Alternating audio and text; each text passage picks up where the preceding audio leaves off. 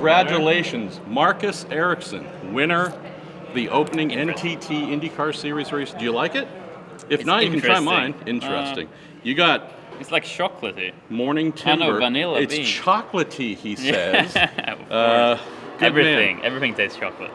This weekend, all of our coverage on race are brought to us by Shell, powered by Shell. Speaking of, there you go, right there. Speaking of powered by, I sent you a text last night saying, hey, nice job in qualifying. We spoke about how qualifying was one big area you want to improve. You send back a bit of a shit text saying you didn't pick me as one of your 12 contenders for the season. But it's true.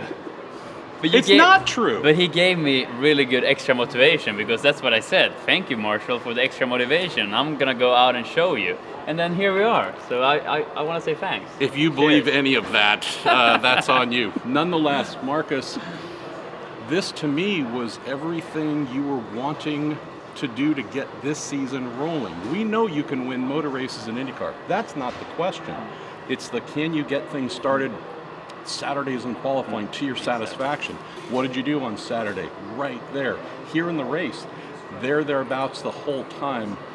Tell me about this plan you had pre-season, which I'm telling you, it looks like it rolled out perfectly here in St. Pete. Yeah, I think to your point, that's, looking back at this weekend, of course the victory is the big thing, but almost more important for us and for me is that qualifying performance yesterday. That we qualified fourth, we were up there, we were fast, we were good in practice, thermal, we were fastest. That one lap pace is what we've been lacking, and we have put a lot of work in the off-season. Brad Goldberg, my engineer, and the whole crew there in Chip Ganassi Racing have been focusing on improving that and giving me a car that I can trust over one lap as well.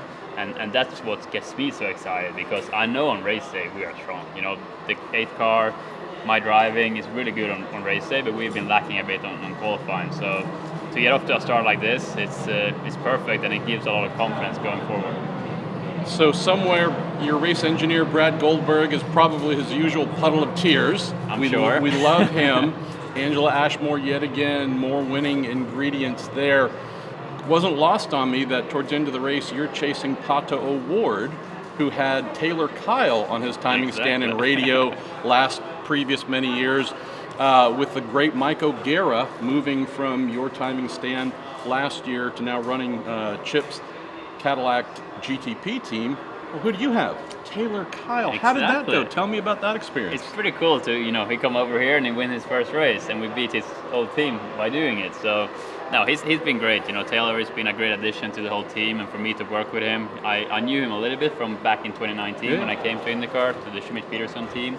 But I didn't work directly with him. But it's been great. Already in thermal we hit it off, and he fits like a glove into the whole team, but also the 8th crew. And this weekend he's been really good on the radio, and he's gelling really good with everyone else, like I said. So feels good for him as well, I'm sure, to kick it off like this. Two last very quick things. Your 4th IndyCar win, 3 of them coming on street courses. You have a penchant for red flags. If it goes red, you win. That's not a bad thing. You see, I have a red suit. Exactly. That's the thing. I heard a rumor you did okay at the Indianapolis 500 last year, but are you getting accustomed to winning? And I don't mean, hey, wins are great, but like, hey, I know I can win at any round. Are you there yet in your head? Because if you aren't, you should be. Yeah, I'm 100% there, and that's the thing. Last year I was really disappointed with the end of the season. I felt like the last 3 or 4 races we fell off a bit. You're not keeping up with me on the No, I need to work on that. You're falling apart. But yeah, like I said, I feel like now we go to every race and we know we can win. I have such a good team behind me, and I know I can deliver when it matters, because I've done that many times now. So I definitely have that feeling that we can go to races and compete for wins wherever we go. So I'm used to walking around St. Petersburg and having fans yell, hey, Pruett, get your fat ass out of the way, you're blocking the sun, or whatever else. Brother, it is like Sweden came to St. Petersburg, Florida. Genuinely, one of the coolest things was when you crossed the finish line to win, it wasn't just the folks wearing the blue and yellow flags who were cheering. Oh, the grandstand. Seriously, we're cheering That's loud awesome. for you. That's What's awesome. it like not just getting another win, but realizing, hey, I got a lot of love coming my way too? No, it's been amazing.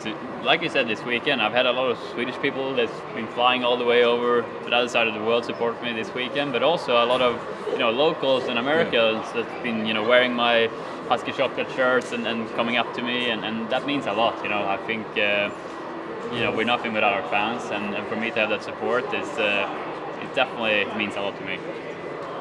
Cheers, brother. Congratulations, brother.